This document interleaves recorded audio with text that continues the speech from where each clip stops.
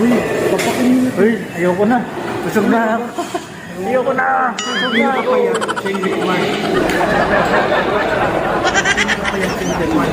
Ganun ba yun? Ano sabi mo? Yung pinakapayat, pinaka-sexy, siya yung required na kumain.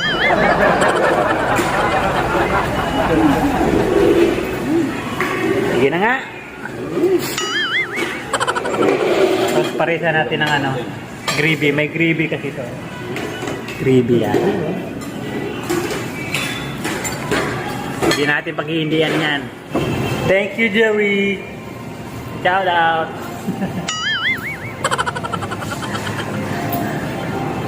Pag kulang ng bayad, maghuhugas kami ng plato. Tama ba, sir? Pag kulang ng bayad, maghuhugas kami ng plato. Let's go.